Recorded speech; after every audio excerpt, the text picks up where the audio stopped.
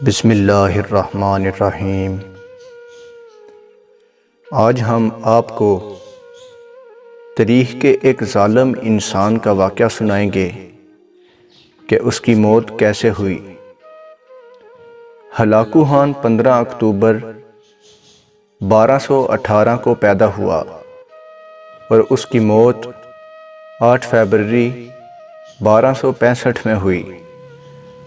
دنیا کا ظالم وحشی ترین انسان ہلاکو خان اپنے گھوڑے پہ شان سے بیٹھا ہوا تھا۔ چاروں طرف تارا تاری افواج کی صفیں کھڑی تھی۔ سب سے آگے ہلاکو خان کا گھوڑا تھا۔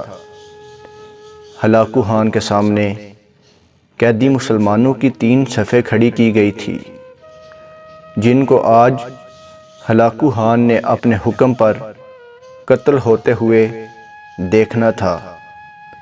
پھر وہ ظالم بولا، ان کے سر قلم کر دو، اور جلاد نے لوگوں کے سر کاٹنے شروع کر دیے۔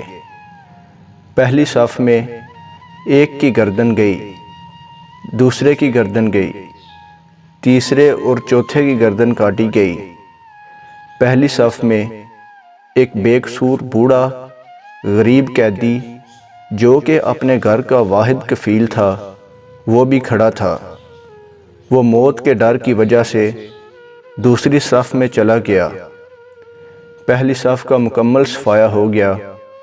ہلاکو خان کی نظروں نے اس بوڑھے کو دیکھ لیا تھا کہ وہ موت کے خوف سے اپنی پہلی صف چھوڑ کر دوسری صف میں چلا گیا تھا۔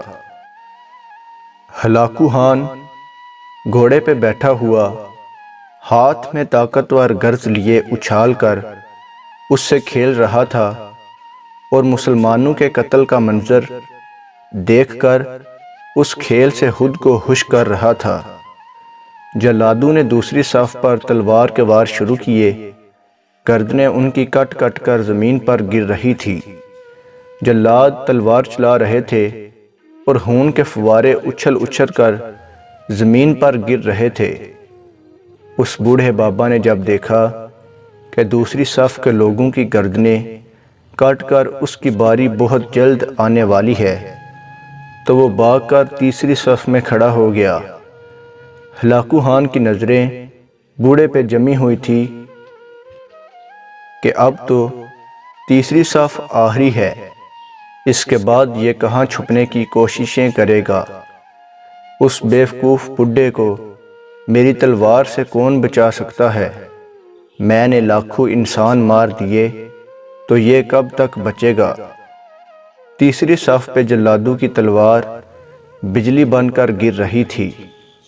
ہلاکو خان کی نظریں مسلسل اس بوڑھے پہ تھی کہ کیسے وہ بے چین ہو کر موت کی وجہ سے بیقرار ہے۔ تیسری صف کے انسانوں کی گردنیں گر رہی تھی۔ جلاد بجلی کی سی تیزی سے اس بوڑھے بابا کو پہنچا تو ہلاکو خان کی آواز گونجی، رک جاؤ، اس کو ابھی کچھ نہ کہو۔ بابا بتا، پہلی صف سے تو دوسری صف میں بھاگ آیا، جب وہ ختم ہوئی تو تو تیسری صف میں بھاگ آیا۔ بابا اب بتا، پیچھے تو کوئی اور صف بھی نہیں ہے، اب تو بھاگ کے کہاں جائے گا؟ اب تجھے مجھ سے کون بچائے گا؟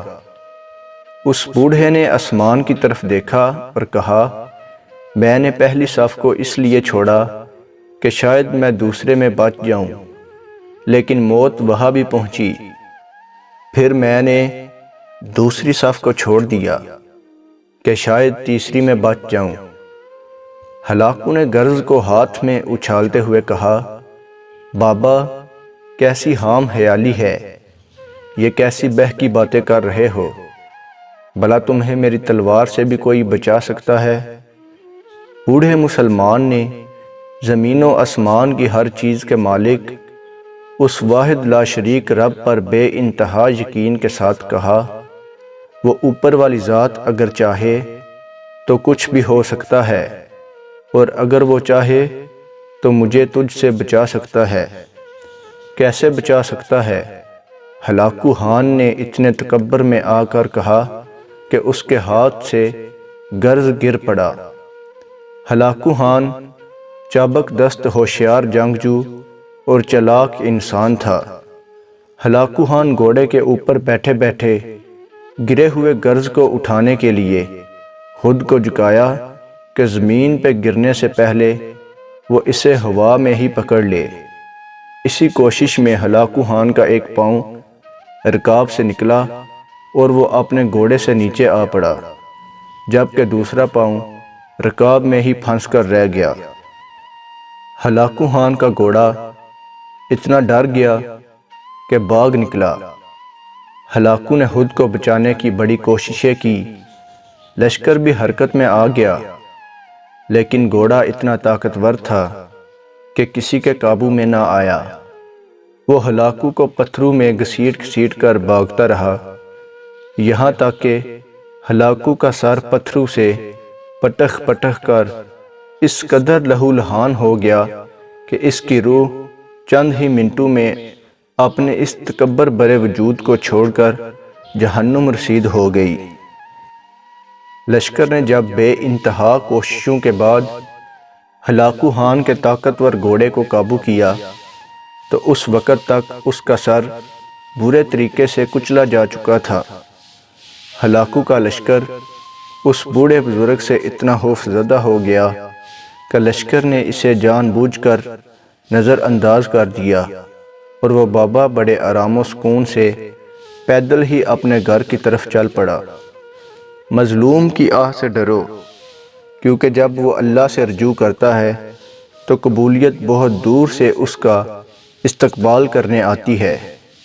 یہ تحریر تمام اہل ایمان، خصوصاً قانون اور انصاف کے رکھوالوں کے لیے ہے۔